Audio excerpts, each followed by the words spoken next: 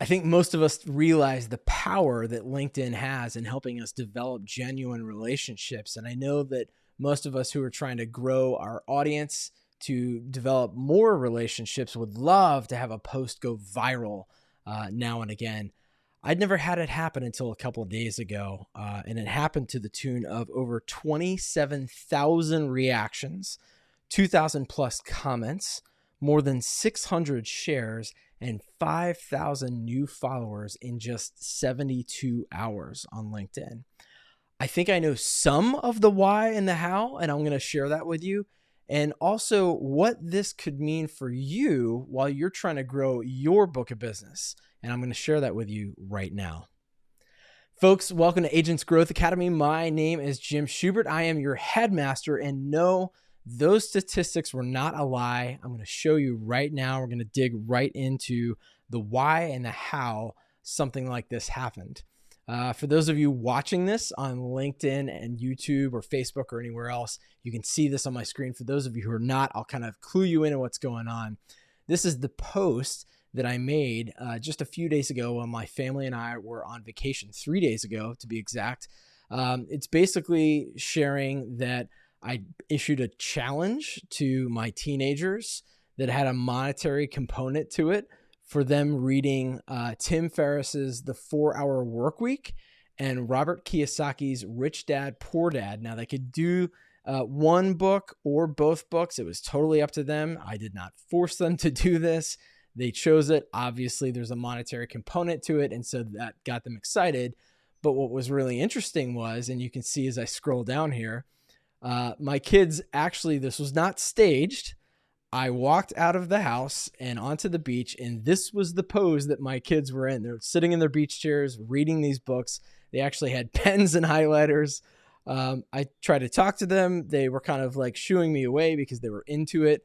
But the challenge was basically that if they, for the Rich Dad book, if they read Rich Dad, Poor Dad, they'd be given $1,000 each that they could put into 3 separate accounts. If you've read the book, you know this: savings, investing, and tithing. But they also have to write a book report and an investment summary so that I understand that they understand what the concepts in the book are teaching.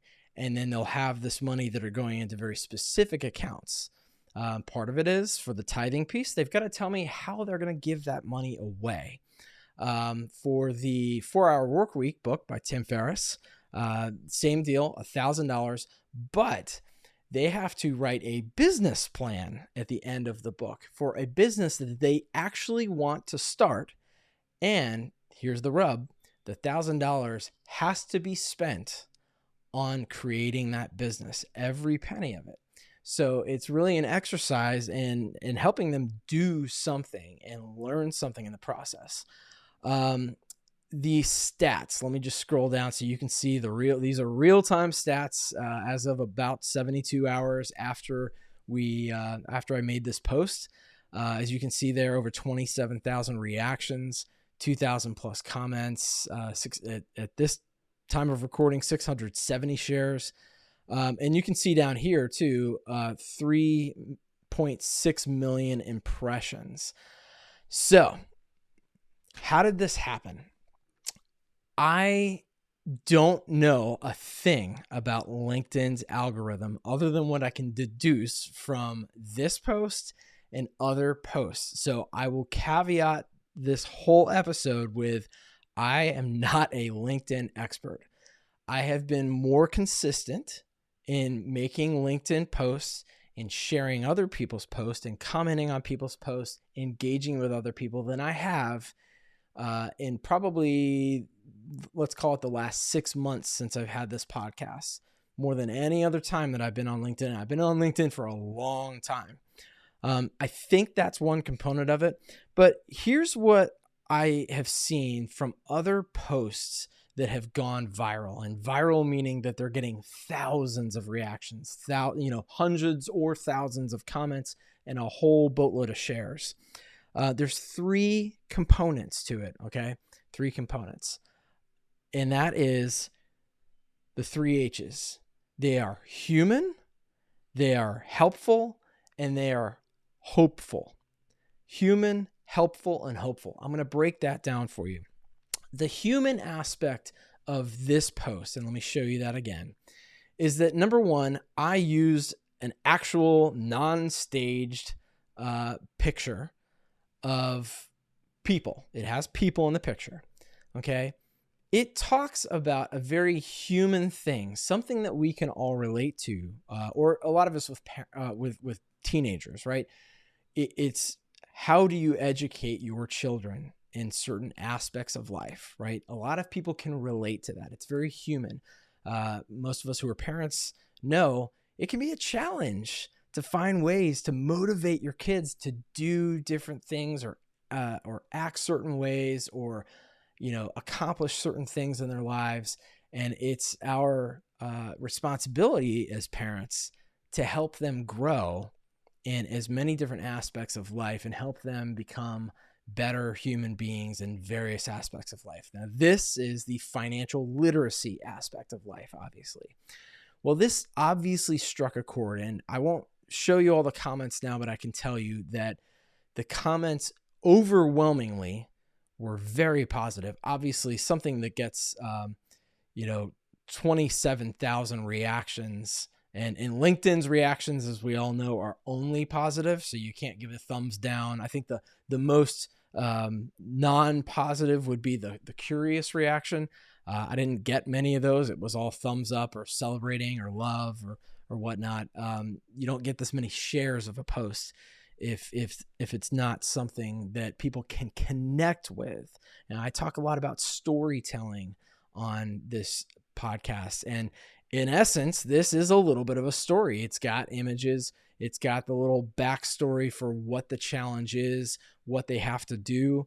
And I also put some things in here that talk about the fact that I personally don't think that in general, obviously it differs from school to school, but in general, in this country, I don't think we have very good financial literacy programs for our children. Now, with that said, and somebody posted this, and it was true because I volunteered for JA, Junior Achievement, for years in my kids' school where we taught just this kind of thing, financial literacy, right? And in entrepreneurship.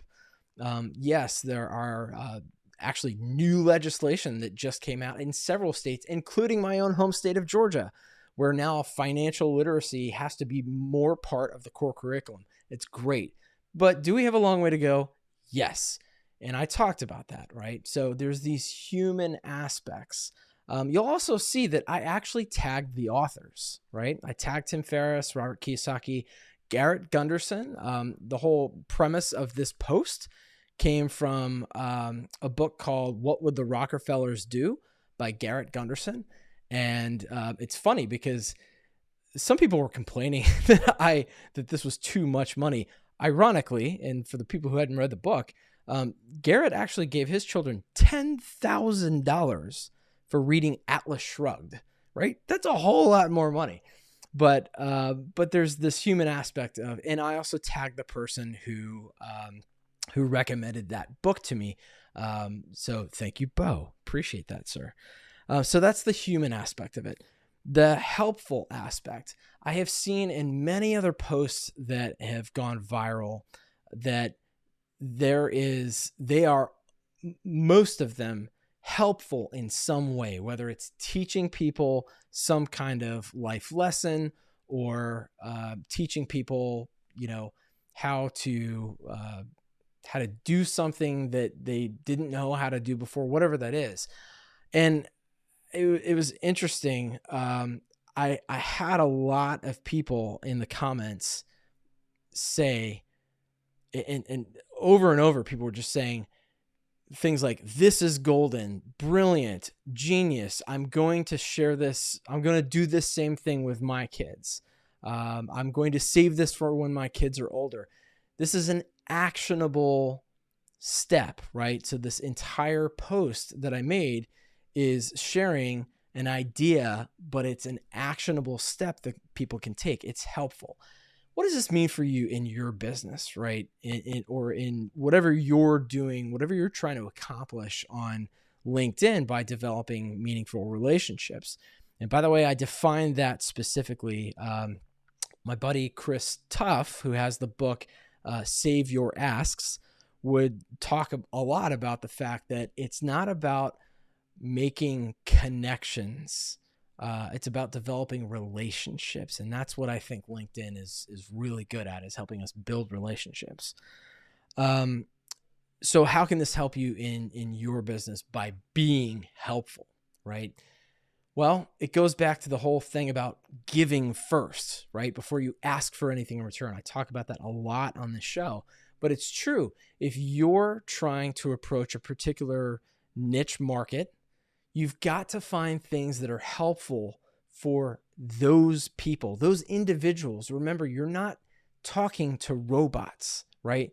You're talking to individual people. So envision people in the room with you that you're literally standing there talking to and able to interact with.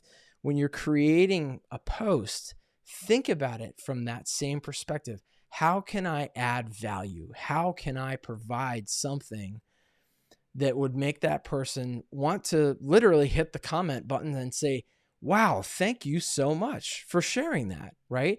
Or hit the share button and share it with people they know and say, wow, this is really good stuff. What is that you can provide in a post, whether it's on LinkedIn or Facebook or anywhere else, wherever you're trying to build your relationships, right? Or build an audience of people. I've talked about this before, but if you go to agentsgrowthacademy.com/value, I've got a list of some things that you can do, some things to think about how to add value first before you ask for anything in return. I think Chris Tuff says you've got to provide 30 pieces of give before you ask for anything, right?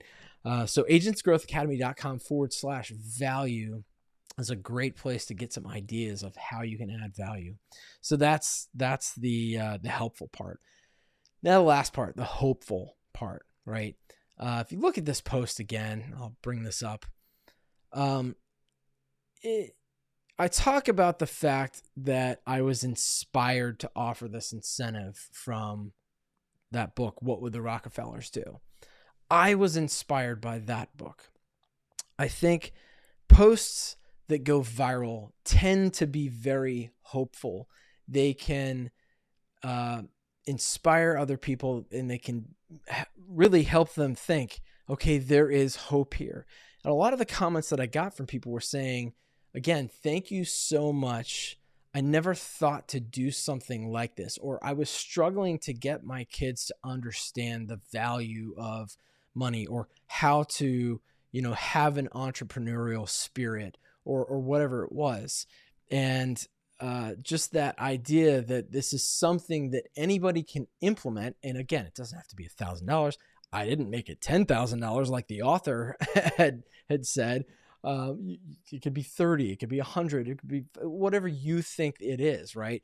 But I went ahead and put that out there, and it was hopeful to people to think that there is something that you can do that will help their children learn to be better stewards of money and develop that entrepreneurial spirit.